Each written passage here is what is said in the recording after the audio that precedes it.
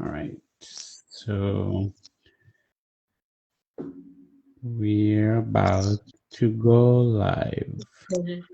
Okay. Already, we are live now. Okay.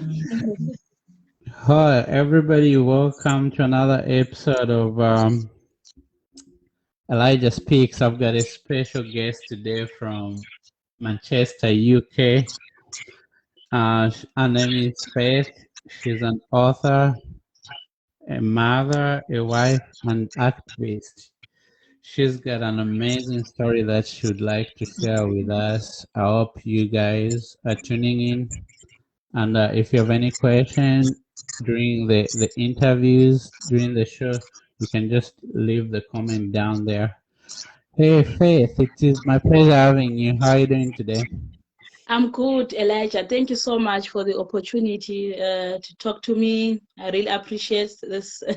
I'm so excited to be having this interview with you. How is the day going today? My day is not too bad. We're happy at the moment. It's nice and sunny in the UK, so we're having happy days in the Is it sunshine. Yeah, is it is it yeah, it's very sunny. is it winter or summer over there? It's summer now. We're in the summer now. We're Oh, enjoying okay. the sunshine. Yes. So you live in Manchester City. Yeah, I live in the sort of like in the outskirts of Manchester. Oh, Yeah, okay. Greater Manchester. Yeah. Do you support soccer? Do you support Manchester City or United? Not really. I don't follow football that much because if I follow football, I get really crazy when I'm on the screen. When they're missing out a goals, I get crazy. So I just always avoid. Yeah. Okay. Yes. So Yes. who is Faith? Okay. Faith is a mother of 3 children. I've got 2 girls and a boy. I was born in Zimbabwe, but I've been living in the UK for 19 years. Okay. Yeah, professionally, I've got a public health degree, and I'm a new author. I've been writing behind the background, but maybe things like articles and quotes. And I've done some videos on YouTube just to empower women. And then that's when the idea of writing that book just came out, and I did the book, and I'm happy it was published. Yeah. Oh, So that's yeah. amazing. Okay. Yes. I have a lot of questions during our conversation in regards to the book, but I just want to get to know you a little bit more and for the audience to know you a little bit. So, uh, how was it like for you growing up in Zimbabwe? Uh, Growing up in Zimbabwe was in my times we had a great childhood. At that time Zimbabwe was very nice. We used to grow up eating nice food in Zimbabwe. Education was great, and our parents did their best to make sure we get the right education.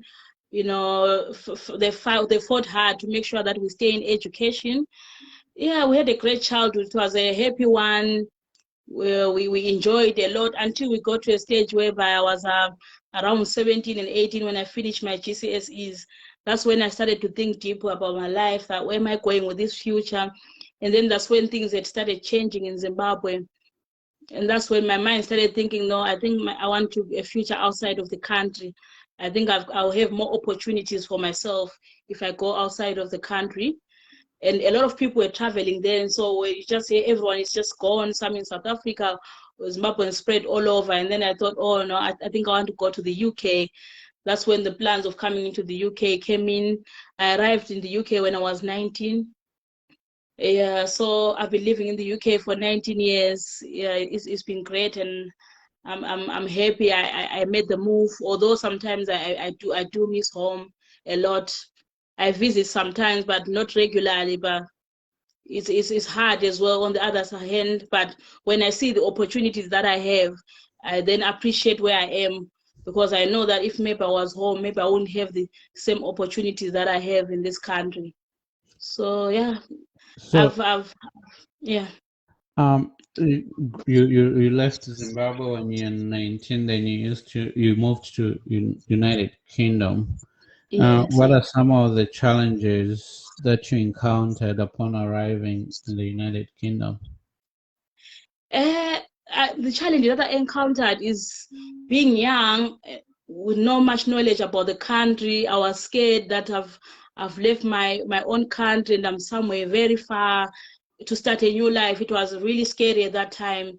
And most people from Zimbabwe came in around that time. So everyone was trying to settle into the country. There was no one with time to sort of like be there for you, because they're also going through their own struggles trying to be in the country. And sometimes there will come at times whereby you would actually find that people from the same country would try to avoid you because they don't want you to be mixed with you, in terms of that maybe you mess up their situation, when it status and all that. There was a lot going on. Everyone was scared, trying to protect themselves. So it was really, really hard. The only thing that I was lucky with, I didn't struggle to get a job. I straight away, within that same week, I got a job and started working. So it gave me some bit of stability. But and also when you stay with other people, it depends which type of people you stay with. It was a bit hard that time. We're always moving. You know, you stay in this place, they tell you, oh no, it's not safe anymore, we have to move. So it was really scary and hard. But eventually things got better as I settled into the country. Things started getting better, but it was really scary because I was still very young then. I remember at some point I was crying to my parents that they said, oh, it's better you come back. But I thought, no, I'm not gonna give up. Let me just keep fighting. Hopefully things will be better. Yeah. So did you arrive in UK as a visitor, a student, or a worker? What visa? I arrived as someone who was going to look for a studying place. So I came in as a visitor, but I'm going to study. So I used some agents that were bringing people, then they'll book everything for you, find you a hostel that you arrive and stay in. Yeah, that's the only way at that time that would come in, pay using agents. Okay, so when you arrived there, what did you want to achieve? What was your dream? What did you try to accomplish? At that time, my mind was just fixated on making money. I thought, Okay. let me just come and work and make money and go back home and see what I can do for myself. That was the mindset at that time, Okay. that I'll make money and go back home. So your Versus intention was not to stay there forever. It was just to make money. No, it Okay. was just for money, making money. Because at that time there was still hope in Zimbabwe that if you got money, definitely you can there's hope that you can have a good life, you have your own house, have your own some money to yourself. So yeah, my mind was just saying I'll stay for a year. That was So the mindset then. how did 1 year turn into 19 years? 1 year turned into 19 years when I realized that sometimes life don't go the way you plan. You Mm. know, sometimes you can plan something and then the life takes you another route. So I realized that no, there's still a lot to be done, because when you arrive here, you are trying to settle, but before you know it, trying to settle, it takes a year for you to understand the country, the way of living, to start to feel comfortable. Probably before you know it, it's a year. And then when you start making the money again, you start aiming for more. Plus, as you know, our culture, we're sending money to parents as well. So the more you send, the more you start to realize the need that's back home. So your mind is thinking that I need to do more for my family and for myself. So let me try to keep on working and see where it gets me to. Before you know it, it's 5 years. And then, boom, family started. And then, boom, family started. Now I'm thinking, every time I'm thinking like, should I go back to Zimbabwe? But I've got the kids. Will I be able to give them the same life that they have this in this country, good education and everything? And will I be able to sustain that when we go there? So in the end, that's here. 19 years later, I'm stuck here. So now this is more like my home now. When I go to Zimbabwe, I feel like a visitor. I love my homeland, but once you live here for long, when you go back home, that's when you really appreciate the small things that this country has given us. Yeah. That's amazing outlook. Yeah. So you are an author. You wrote your book.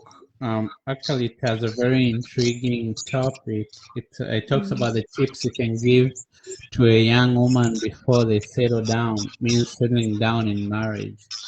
Yes, yes. How did that come about?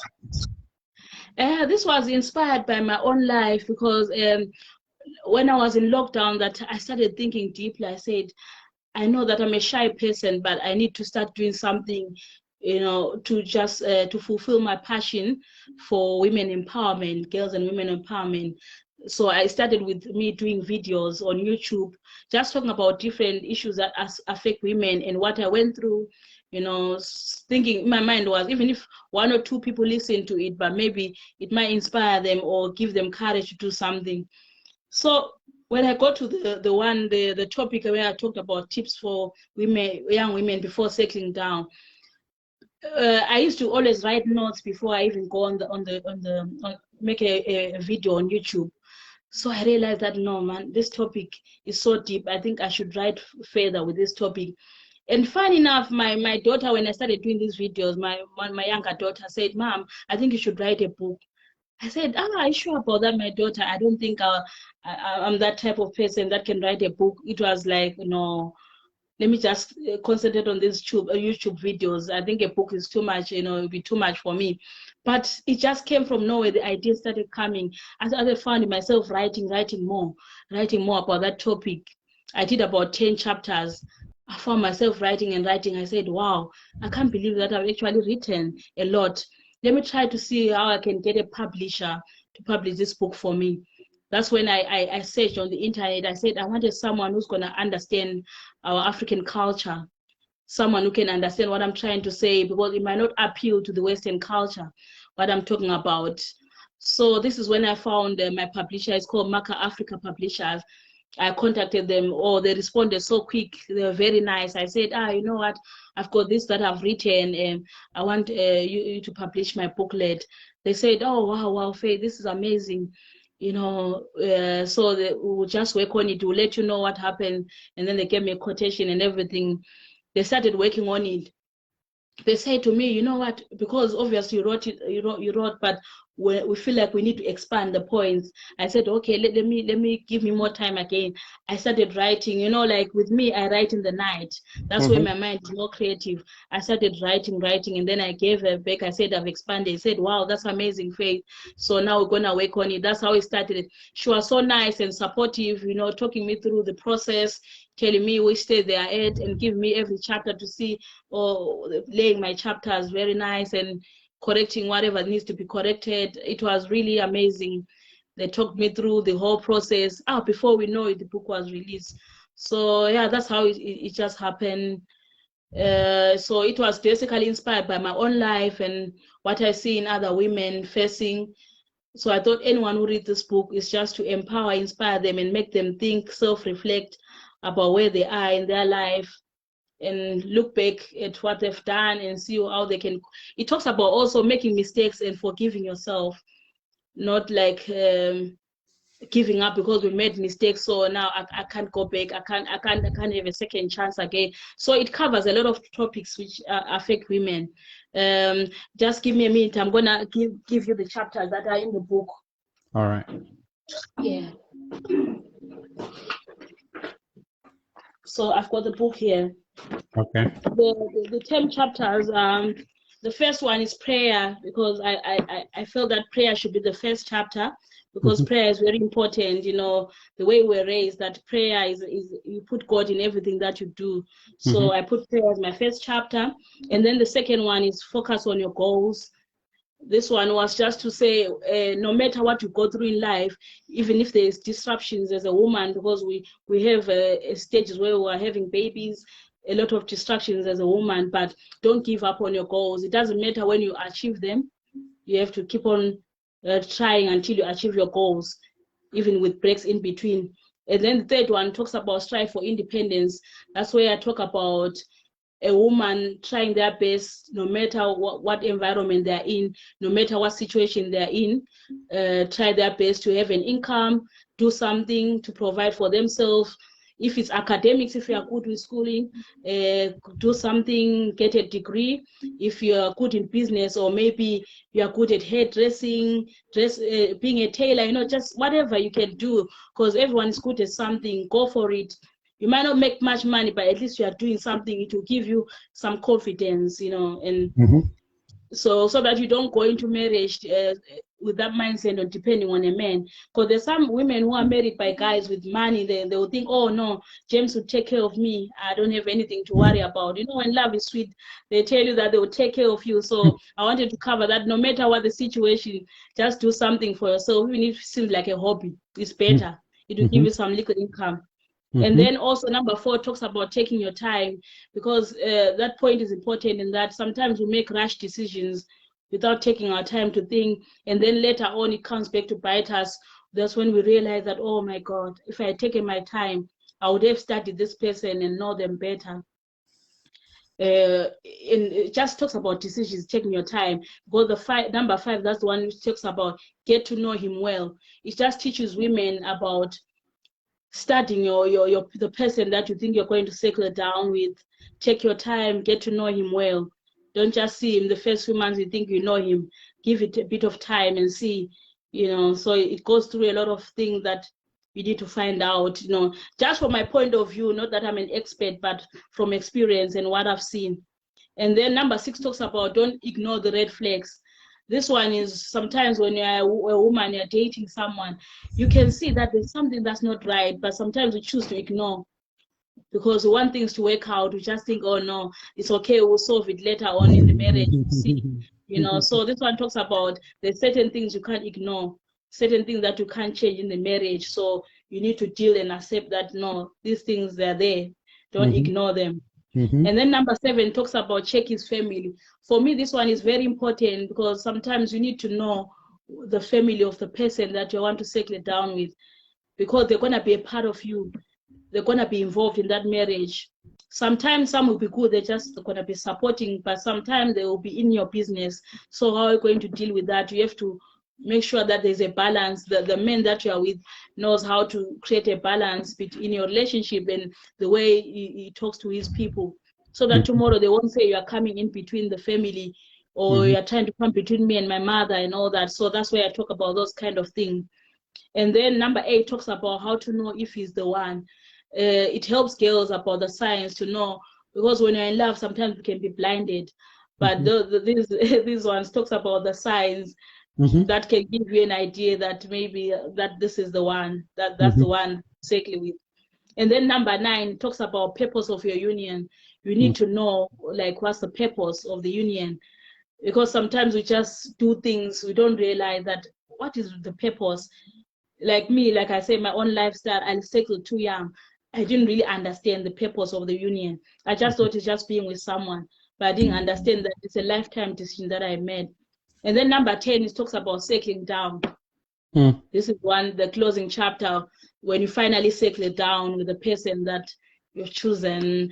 And when I say settling down, not just marriage, there's different ways to settle down. Some we just move in together, or some kids come first and then you do other things after. So I respect every person's decision. Some people don't believe in marriage.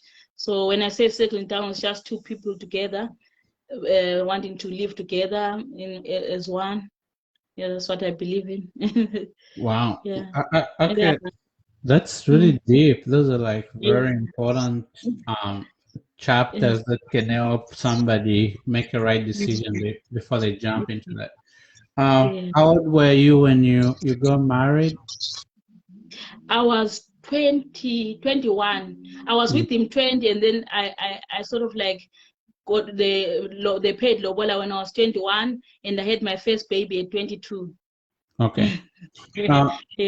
So you didn't understand why you're getting married? Oh, I didn't understand, to be honest. I remember being pregnant, and then my husband say, oh, I think we have to make sure that we get married before this baby is born, so that the baby is born, you know, he can be born as a British, and so that it would be more like more stable as a family. So that's what I thought at that time, that was just doing this to stabilize my child, and I didn't think much of it. I remember rehearsing those words, I solemnly whatever, but it didn't really click that it's something really serious like that, that you are tied up with someone to be one, and hopefully for forever. Yeah, it didn't click. I was so young. So you were in that marriage for how long? 12 years. Wow. Were you happy? Initially, I was happy. Because I didn't look for too many things. All I was thinking that I'm with someone, we have our child, we're living our life, we're just, a little family, young family with friends. So at first it was okay for me, but later on things started, as I started growing, I started to see things differently. And maybe when we started traveling together to Africa, and then I started to see how the whole thing, our the family involvement and our decisions, I started to see, things started to change. Eventually, I think things change with time, and then that's when I started to realize that when I talk about the future as well, when I try to encourage my men, we talk about progressing in life. The other person doesn't. It's not even in his mind. It's like it's just okay with the way things are. He doesn't have the mind of progressing, and so many things started clashing. Okay. So many things started clashing, and also I got affected that when we had the kids, the beliefs about what's a woman's role in a marriage. At that time, the person I was with believed that a woman is the one who has to do everything, cook, take care of the kids. So the pressure got to me like, how am I going to even work, make money in this situation? I'm going to be so tired because if I try to go to work, everything will be waiting for me. I have to come back and cook. I don't get much help because they say a woman's place is in the kitchen. That was So in where is going to get Manchester. me? You were still in Manchester. Yeah, it's been in Manchester, but another side of Manchester. Uh, uh, Yes, yes. so you were told So yeah, all you were those things that expected to affect me. cook and take care Yeah, of the I children. cook and do a lot, and then I never used to be able to do much like working like full time. Or I used to just work maybe 2 days or 3 days and a week because I put my kids first. I wanted my kids to be okay. I didn't want to be asking people, please take care of my kids. I need to go to work. I just said no. I'll just manage when they're in school, and a few hours with their dad, and the other one goes to nursery. I'll do something with my life. That's how it started. So Faith, Yes. I assume you come from a Christian background that is really against divorce, and whenever you went on the altar to say "I do," you said for better, for worse. So why end it when it's for worse? Yeah. I know. This one was more like about my life. It was hard at first when I told my family. My mom said, "Oh no, men are all the same." That's what came out. Say men are all the same. Even if you leave this one, yeah, even if you leave this one, you will still find the same problems. It's hard for the kids as well. If splitting with someone is going to affect the kids badly. It's going to ruin their life and everything. So they were really against it at first, that there's nothing out there. It's really scary. How are you going to manage with the kids alone? So eventually they realized that no, I want to, I want, I'm not going to listen to that. I just want to make a fresh start with my life. I was so happy with my aunties. It's very important in our culture to let the aunties know. So they let the aunties know about that, what I decided. My auntie said, you know what? We'll just support whatever she decides because she's the one in the marriage. She knows what's happening in the marriage. So we can't force her to stay. If that's what she decided, we have to support her, what she's decided, because it's her life. We can't force her. So yeah, that was really powerful for me. I thought I needed that, because it was really hard at first in my thoughts, thinking like, what will people say? That why have I given up? Because a woman is taught that you should endure in marriage. You don't give up. You have to keep on fighting. But I thought no, some things are hard to fight. There's certain things that are hard to fight. Some things can never change. Wow. Yeah. So, Mm. so Faith, Mm. I want to ask you this question because you said you got married at 21, and Yeah. every time I visit back home, when I see people getting married, to most women it feels like marriage is an accomplishment. And actually, those people get married, they kind of start laughing at those people are not married.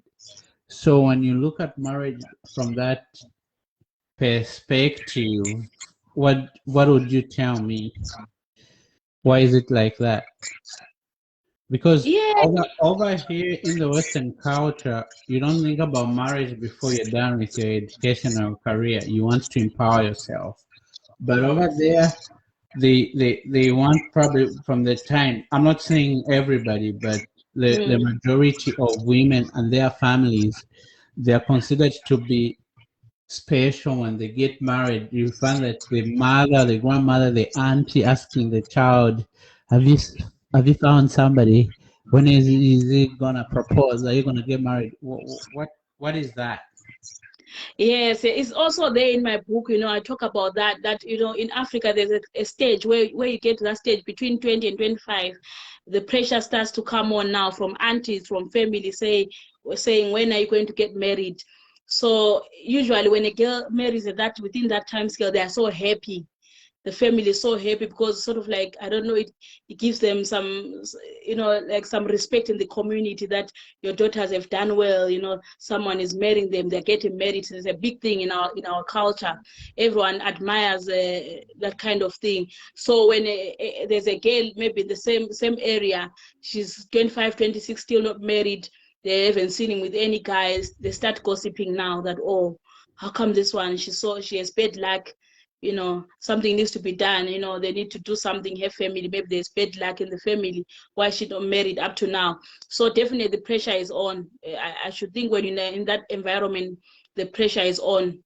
So for me, I think it's about the environment that you are in. You need to be really strong to endure that kind of pressure. It's really hard for women, because it seems it doesn't look good if you are just sitting at home and you get to 26 just sitting at home with no marriage. Uh, and for me as well, I was happy at that time when I got married, because when people gather for you, it's a very good thing in the family that there's a people have gathered for Faith to come and marry Faith. It's a big thing in our community. So that one is gonna take a long time to change it. It's Okay. gonna take a long time to change it. Yes, yeah. So again, what I've observed is certain women will get in married without their own goals, without their own careers, then they'll depend on their husbands to provide for them. And sadly, what happens is if they find out that it's not the marriage that they envisioned, they've got now children. They're not happy. They're miserable. They want to get out, but because they have never built anything for themselves, they are obligated to stick out into the marriage because their whole life depends on their provision from their husband. What can you say about that? What causes that?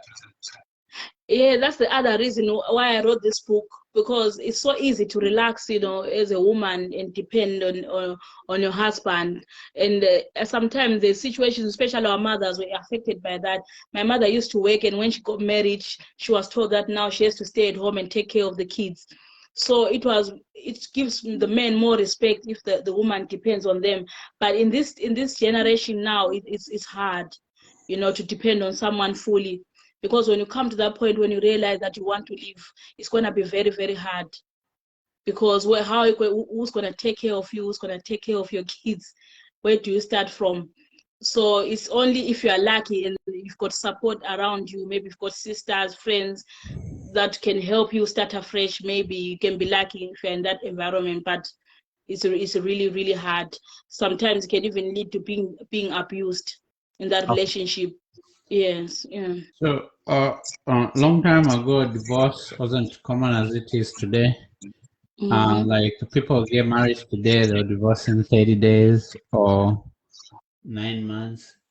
Is it because people don't value marriage, or it's because people have a different perspective of what marriage is, or let me say expectation? Because in the older generation, you find that they'll get married till death do them apart. regardless of what they went through, they endured it together because they understood that marriage was not going to be perfect every time. But in this generation, a fight over air conditioning can break a marriage. A fight.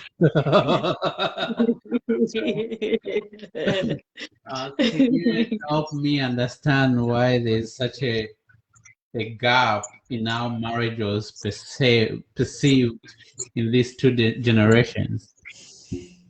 I think now we have more freedom. This generation has too much freedom, and also there's the social media. We see a lot of things, happening in the world.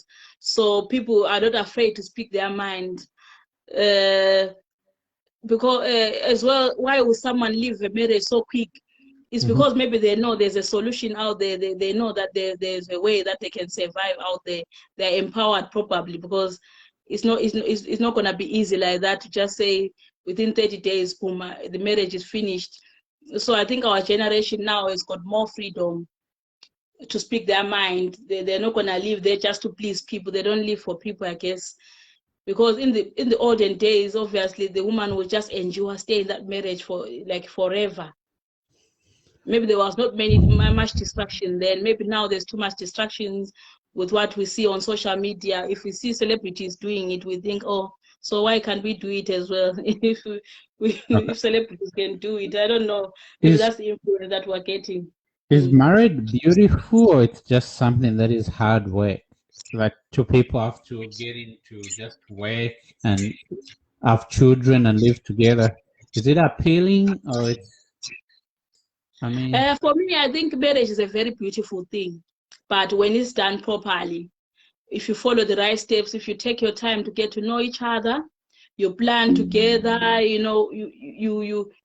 you let's say if you and your boyfriend, you go to church, get some counseling before marriage, get some lessons, get advice from other people who've done it, like especially in a church environment. Take your time until you are sure. That one, the chances will be high that marriage will be beautiful. I've seen, loving couples taking their time. Maybe sometimes they meet when they're at university, they study, the other one studying, and then they finally finish, they get a job, they marry each other. Those people, they've taken their time to know each other, not rushing. So most of the time I see those marriages lasting, those ones which follow the right steps, which don't rush. Whereas marriages which come just so quick, maybe you meet a guy, within 3 months you are pregnant, boom, the guy pays lobola for you, boom, you're living together already. So, but by that time you live together, you don't even know what sort of a person he is. You're starting to know them. There's a baby involved as well. It's too much drama at one, So for me, I think if we take shortcuts, that's when we destroy the beautiful thing called marriage. For me, I think it's still a beautiful thing if things are done properly. But sometimes we can't help do shortcuts. Sometimes we fall in love so quick. Sometimes men will tell you, I've seen even in the movies, a man meets you today, say, I want to marry you. How are you so sure that you want to marry someone within one day? no. So that one, I don't know. Maybe some people, they believe in just love at first sight and eternity. I don't know. But for me, I believe that it's very necessary to get to know someone, even at least give 6 months. If you are rushing, at least give it 6 months, get to know that person. Because it's harder to find out that person bedside when you're already married or when you're already in the marriage. I think that one would be, that's when you realize you made a mistake. So during the marriage of 12 years, you had 2 kids, then you managed to obtain a bachelor's degree in public health while being a mother at home, taking care of your husband and 2 children. How did you manage that? I managed because I fought to pursue my goals. I fought hard against all odds. I said I have to do something because I always believe that I have to do something with my life. I didn't want my life to waste away and just be swallowed by marriage and just sitting down taking care of kids with nothing for myself. I believed in developing myself all the time. I always wanted to do something to develop myself, make myself better than yesterday. So it's always been like that. I always strive to do something for myself. I always push myself, learning new skills all the time. So that's the same spirit that I had then, that despite my limitations, I'm raising young kids and everything, I will do something. This course makes me go to uni 2 or 3 days a week, so I'll try to do it. Sometimes I'll sleep late at night doing my assignments when the kids are sleeping. I'll be awake doing my assignments.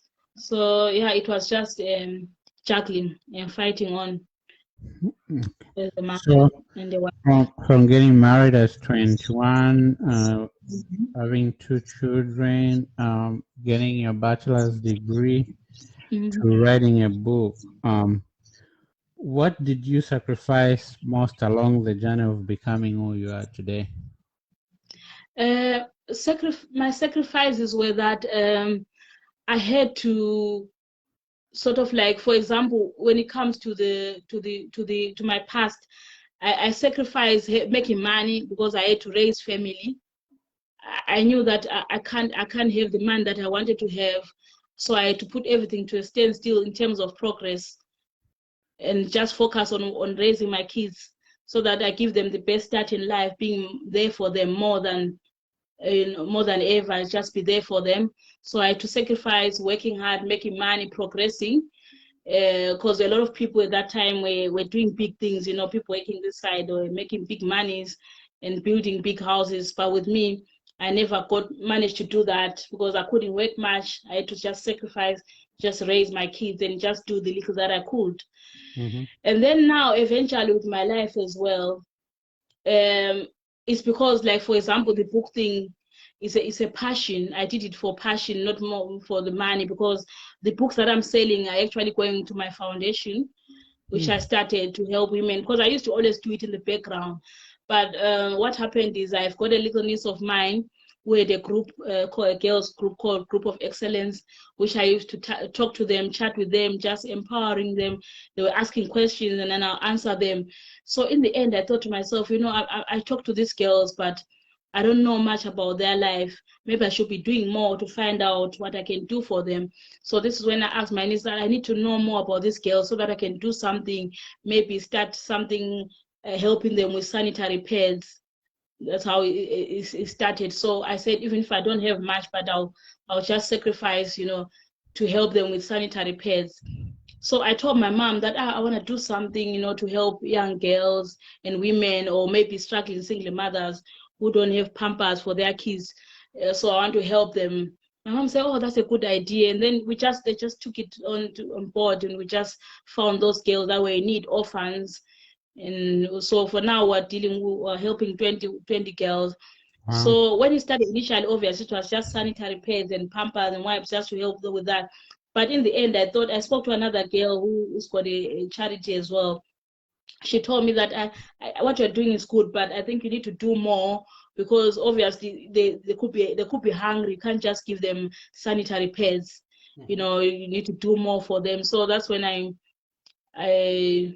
I decided to do just a basic foodstuffs for them, make it like a package with sanitary pads and basic foodstuffs.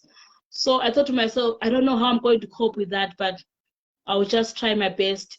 Someone needs to do something to make a difference. Because before I used to think to give, you need to be rich to give, but I realized that no, you can give even the little that you have. You can help someone out there. So that's how I started. So basically, I always sacrifice money or material things too much, just I want to make a difference in the world, help other people, because I felt like I lost my brother who died some 10 years ago. So since he died, my mindset about life changed a lot, that life is too short. Sometimes you want so many things, material things, but when the day you die, you just leave everything. Just like that, people will be fighting for a material thing. They will be fighting for your cars, for everything that you had. While if you just share the little that you have, there's nothing wrong with obviously spoiling yourself to good cars and everything, but at least if you make a difference to the community, help someone who's in need. So I think that's what I always do. I sacrifice a lot, maybe the things that I could be doing other things for myself, but I just want to make a difference in the community. Even this book, I didn't gain I used my money, obviously, to publish this book and everything, but all the money that I'm getting is just for my foundation. I told myself that this is my gift to women, just to change the world in my own legal way. So that's what I can say. That's really amazing. That's really amazing. With everything you have achieved so far, um, any achievement, any achieved goal puts you in the circle of successful people. So for you, how do you define success on a personal level? For me, success is achieving your goals, or maybe most of your goals. For me, that's success. And also success is when you start out something that you're working on and it finally comes to life. And for example, for me, success is when I released this book, because I never thought I could do something like that. So for Let me, me is see. Let me one of see. the things. That's Wow. the book. Yeah. So where can we buy it? Okay. In the meantime, for people who want just maybe the Kindle version, the online PDF, they can go to Amazon. It's there on Amazon. And then those who want a hard copy, if you're based, maybe let's say in the UK, you can inbox me. I can send you a copy. And those based in South Africa, there's someone with the books that you can contact to get the book. So just inbox me. I'll give you the details. And those in Zimbabwe as well, it's available. Harare and Bulawayo. Even if any other town in Zimbabwe, they can get it, So just inbox my details on Facebook. I'm Faith Tavengwa. Then on Instagram is Faith1530. Or you can inbox me on the foundation page, Faith Foundation, on Faith Tavengwa Foundation on Instagram. So just DM me, I'll reply SAP and give you all the details how you can get the book. Wow, Yeah. that's amazing. So when you have lived your life, you have accomplished all your goals, what legacy do you want people to remember you for? I would want people to remember me as a woman who tried to make a difference in the world in her own little way, just by helping people who are disadvantaged, especially I'm talking about maybe kids who are struggling to go to school, don't have school fees. So if I can help one or two kids who are going through that, then I'll know that I would have done my part in this world. Those kids maybe who have a career and they will remember that, oh, there was a woman that paid my school fees when I was stuck. So for that, and also these young girls that I'm in my foundation, I want them to give them hope. They're orphans, most of them, some are disabled as well. So I want them to say, oh, there's someone out there looking out for us. They're not forgotten, So I want them to remember me, that there was a woman who was there for us, who empowered us and wanted better for our lives. So yeah, I want to be remembered as someone who tried to give women hope and know that there's someone out there for you, especially women who are in abusive relationships, who are stuck in abusive relationship. I want them to know that there's a sister out there who can be there for you, who can help you. Don't feel hopeless. Don't be stuck in violent relationships or in abusive relationships. Find help. There's charities, there's or foundations which are there for you. So yeah, those are the kind of things I want to be remembered with. Yeah. That's really amazing. That's really amazing. Yeah. How much is the book going for? In the UK, I sell it for £10 because it will be including postage. Then on Amazon, the online one is going for £7.21. And then in Africa, and let's say if you're in South Africa, it's 140 rands. If you're in Zimbabwe, it's $10. Okay. Yeah. So if it's other countries, then obviously it's gonna be $10. They'll contact me. You can buy it from anywhere. We'll make an arrangement, to get the books to you. Do you have more plans to write more books in future? Yes, because I've got the planners now. Because I did a lot of topics, so I'm still thinking on which one to go for. But definitely, I'll do another book, because my books will be more like on those kind of things, tips or maybe advice. Because most men, they've been asking, "Oh, you wrote about women. What about us?" And I just told them, "No, I want the women to be the best version for you, so that make life better." So just saying, "Oh, make a men book." So I'll see. I'm hoping to write. Yeah, I'm hoping to write again. Did you find love again? Did you get married? Yes. Not marriage. I did the traditional marriage this time. Okay. Traditional marriage, yeah. So there's a huge difference between your first and this marriage? Yeah, there's a total difference, because now I'm more wiser. I've grown as well. I know what I want, and I've learned from my mistakes.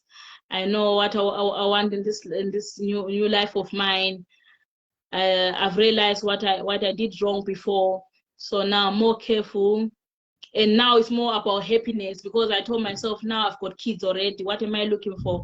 I just want someone who walk with me this journey of life. Just want to be happy. We're looking for happiness, because if it's just life, if you're already a mother, you can just live with your kids. But when you obviously find a partner or someone, it's just to make each other happy, for companionships as well. So you're not looking for nothing much. And at this point, you know you're not looking for stress. You don't want stress in your life. You just want someone who's easygoing, someone who understands your goals, who doesn't stop you from achieving your goals. Because that's the most important thing as well in life, to have someone who's supportive of your dreams. Not someone who is, oh, what are you doing?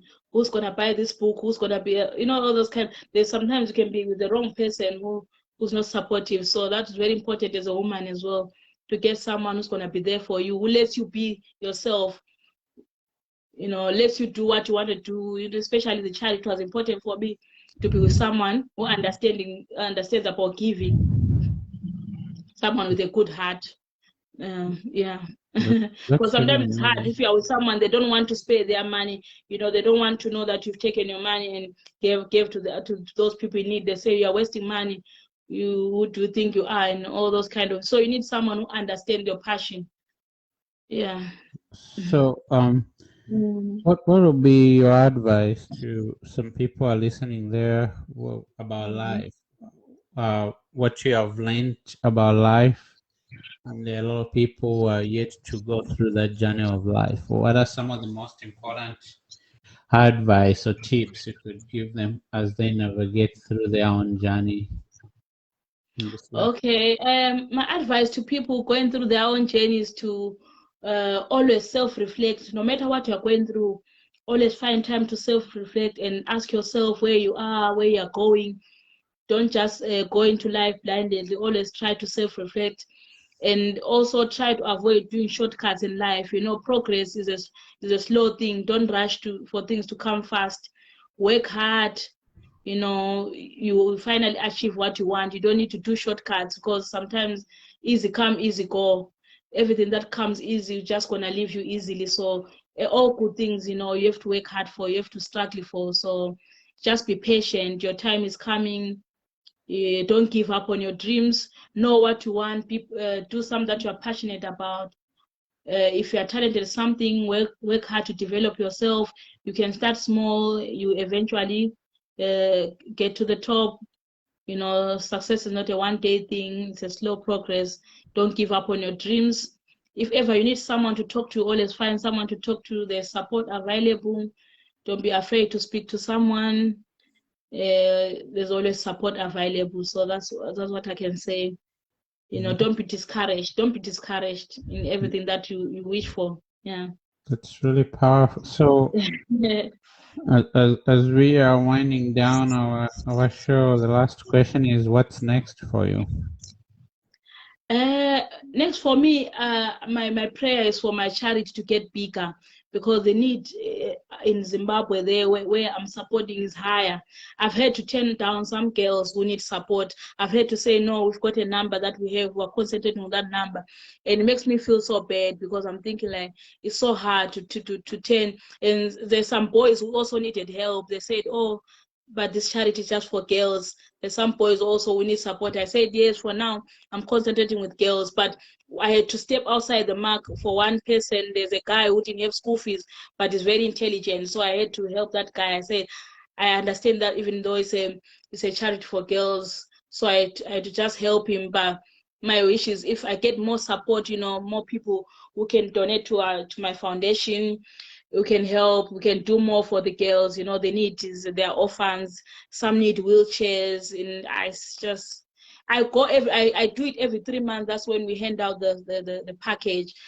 But you find that it's not easy. Still, there's a gap there. The need is higher, because my wish is to be with these girls until they can fend for themselves, until they're independent, and then we stop, and then we start another one. So that's my biggest wish, for the charity to grow, and for me to to be more financially secure to do more for them than Oh, what I'm already doing. Yeah. that's really Yeah. amazing. It was really great having you, and it's amazing to learn about your Mhm. story and what you've been able to do for yourself and achieve. And I just hope that you keep on inspiring a lot of people, especially in our generation. A lot of people relate to the life of struggle and success because most people are struggling and they are successful. Yeah. So I Yeah. hope you continue doing what you're doing and to just keep writing books and reaching out to more people through the Yeah. charity work and Okay. just inspiring us. It was really my Mm. pleasure having you, and I can't wait to get a order of that book so that I can read it for myself. Oh, thank you so much, Elijah. I really appreciate this opportunity, and I'm happy that we talked. We talked a lot. Thank you so much. I'll try to send you the book, a hard copy. I'll find a way to send it. That'll be You great. have the hard That'll copy be to great. yourself. Yes, yes. Yes. Oh, Okay, Faith. okay. I should Thank have you so much. a Have a great great, night. great I, day. I hope we do have another session of interviews because we have a lot of things to talk about in regard Yes. to Oh, charity, humanity, and all that stuff. So I'll be yes, bringing you once yes. in a while for us to have that conversation. Oh, thank you so much, Elijah. Thank you. Have a good day. You too. Good Thank night. you. Bye-bye. Bye. Bye.